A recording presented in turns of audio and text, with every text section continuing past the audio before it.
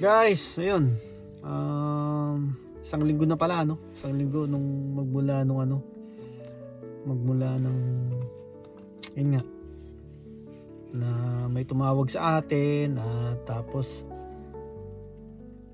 may nangyari na pala, no? So isang linggo na. Sakto ngayong oras. 2:40 ng tanghali dito. No, sakto. Actually nasa tayo noon. Nasa library tayo. So tapos yun nga, medyo naka-receive ako ng tawag na Kala ko nga may ayos silang sa bahay ganun. Kasi tumawag sa akin yun, siya talaga yung tinatawagan kapag may mga problema sa bahay namin, yun. Kala ko yun tungkol lang sa bahay, tapos yun na pala, no? Isang linggo na, pero hanggang ngayon talagang syempre di mo rin talagang maiwasan na kasi masakit pa rin naman, kasi talaga sakit pa rin. Di lang naman ako, syempre pati mga kaibigan namin, no? So hanggang ngayon talagang dala ko lalo yung trauma sa tuwing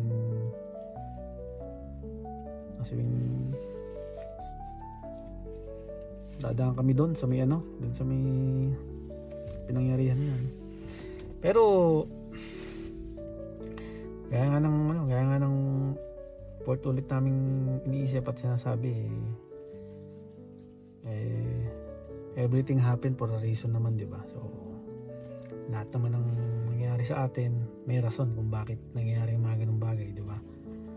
At may purpose si Lord kung bakit hinahayaan niya yung mga gantong bagay na mangyari, masaya man o malungkot, di ba? So syempre hindi naman po pwede na ako ayan, lalo ko manatili sa ganitong sitwasyon. Syempre talagang kinakailangan mag-move on, ganun, na tanggapin ang lahat, kasi wala naman talagang may gusto nun yung nangyaring yun, talagang aksidente, wala namang ibang may gustong mangyari yun, di ba? Kaya ayun, isipin na lang namin na na kasama na siya ni Lord, di ba? Ay sobrang bait kaya nung tao na yun, no?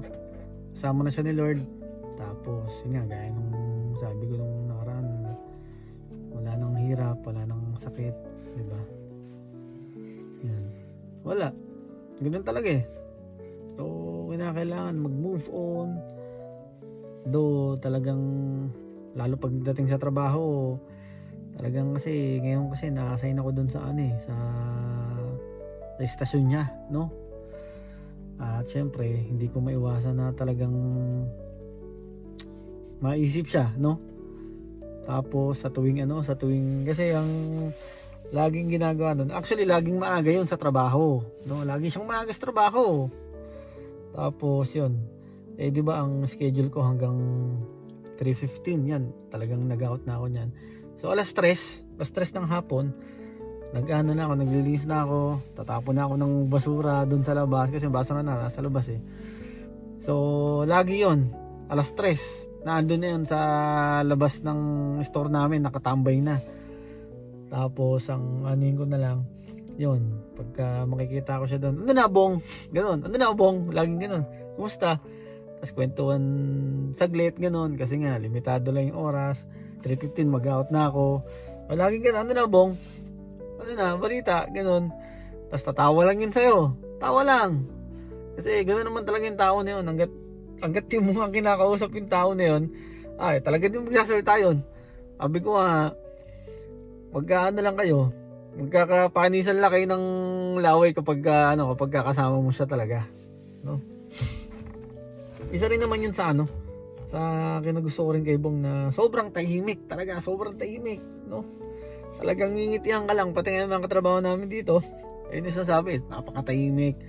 Tapos ngingitian ka lang, hindi mo talaga hindi ko sa ilang taon na nagkasama kami, parang hindi ko yata nakitang nagalit yun. Hindi ko alam pero sa experience ko hindi ko nakitang nagalit yun. Kaya sobrang bait, sobrang bait. Yun lang talaga yung ayun yung isa sa mamimiss ko rin sa kanya, no? Yung lalabas ng trabaho, tapos nandun na siya, nakatambay na, maghihintay na lang kasi kadalasang pasok nun 3:30, no? So maghihintay na yun doon hanggang sa pumasok, ganun. Tapos yun, sa istasyon niya yun, talagang sabi nga ng mga katrabaho ko, kahit sila namimiss din talaga kasi nga palagi nilang nakikita, tapos sobrang sipag, ganun. Tapos bigla-bigla na lang ganun. Anyway, yun ay wala. So talagang pag time mo na talaga, time mo na, kahit masama pa yung mangyari sa'yo, mas mabuti yung mangyari sa'yo, pag time mo na talaga. Kung sabi ni Lord, anak, halika na, kukuhain na kita, ganun, akit ka na rito, wala tayong magagawa dun di ba? Talagang dapat tanggapin na lang natin, no? Na ganun talaga. Pasalamat na lang tayo at yun, pinahiram ni Lord si Nestor or si Bong sa atin para at least makapiling natin, makasama natin, no? Ganun talaga. Yun, sa mga nagtatanong, yun, as of now, smooth naman, okay naman.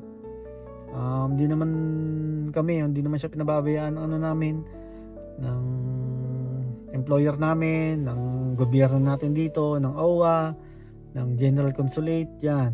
So wala nga akong masabi sa mga taong tumutulong talaga sa kanya, no? Tumutulong sa amin. Sobrang saludo ko, no? So, saludo ko sa inyo lahat, no? Yan, sa employer namin, sa gobyerno natin dito sa Vancouver, no? Dito sa Canada, sa BC, sa British Columbia, no?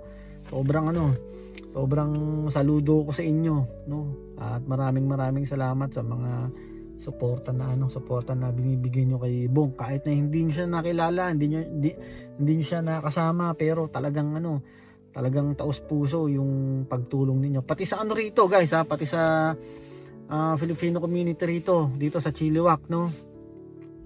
Talagang sobrang nagpapasalamat tayo sa kanila. Sobrang daming gustong tumulong, no? Daming tumutulong sa nga ni Bong, sa nangyari sa kanya, no? Maraming salamat sa inyo, no? Salamat. Kahit di namin kayo kakilala, hindi kayo kakilala ni Bong, no? Sobrang salamat po sa inyo lahat. Salamat. Kaya ramdam ko, tsaka nakikita ko kay Bong, nasan man siya ngayon, kay Nestor, no? Sobrang tuwan-tuwa siya, no? Tuwan-tuwa. At maraming tao ang nagmamahal sa kanya, no? Hindi lang kami, hindi lang pamilya niya, kundi lahat kayo, no? Lahat kayo. Maraming ultimo nga mga kaibigan namin sa sa Saudi, no? Mga naging katrabaho namin. Oy, guys, shoutout nga pala sa inyo. Maraming salamat, no? Salamat sa mga tulong na ginagawa nyo sa ating kapamilya o kaibigan, di ba? Well, kilala nyo naman si Bong, no? Talagang sobrang napakabait na tao, napakabait talaga. Napakabait. Walang ibang hinangad yung tao na yun kundi kundi yung kung saan mapapabuti yung pamilya niya, lalo sa mga kapatid niya. Naku po, sobrang suporta ang talagang binibigay niya sa mga kapatid niya, no? At sobrang mahal niya yung mga kapatid niya, no? Yun, talagang wala tayong magagawa, no? Yun na lang isipin natin, yung talagang kapiling na siya ng ating Panginoon, no? So yun lang, no? Ito, kakatiling natin kay Jan at may pinuntahan siya, no? Kaya yun guys, maraming salamat, no? Ingat kayo lahat. God bless you all. Bye.